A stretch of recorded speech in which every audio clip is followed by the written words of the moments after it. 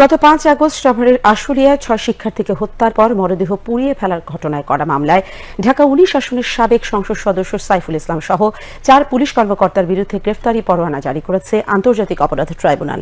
আজ আন্তর্জাতিক অপরাধ ট্রাইব্যুনালের চেয়ারম্যান বিচারপতি মোহাম্মদ গোলাম মুর্তজা মজুমদারের নেতৃত্বে 3 সদস্যের ট্রাইব্যুনালে আদেশ দেন।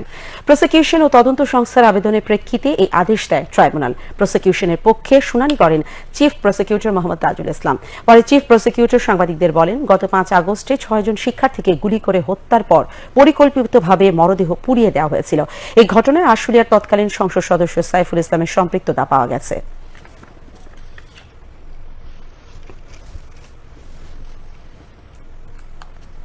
আশুলিয়া এলাকায় 5 আগস্ট তারিখে 6 জন ছাত্রকে গুলি করে হত্যা করা হয়। হত্যা করার পরে পুলিশের একটা ভ্যান নিয়ে আসে, সেই ভ্যানে তাদেরকে উঠানো হয়। ভ্যানটা সেখান থেকে সরিয়ে থানার পাশে একটা জায়গায় একটা দোকানের সামনে দাঁড় করিয়ে রেখে সেই লাশগুলোতে পেট্রোল এনে আগুন দিয়ে জ্বালিয়ে দেওয়ার চেষ্টা করা হয় গাড়ি সহ। তাদের এই জ্বালিয়ে দেওয়ার চেষ্টা করার উদ্দেশ্য ছিল যাতে করে মানুষ বুঝতে না পারে যে এদেরকে কে হত্যা করেছে। এই লাশ পোড়ানোর ঘটনার সাথে সেই সময় কর্মরত 4 জন পুলিশ অফিসারকে আমরা শনাক্ত করেছি।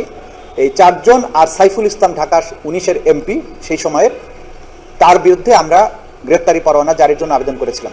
আদালত গ্রেপ্তারি পরোয়ানা জারি করেছেন আজকে, বলেছেন ইমিডিয়েটলি তাদেরকে অ্যারেস্ট করে আদালতে সোপর্দ করার জন্য।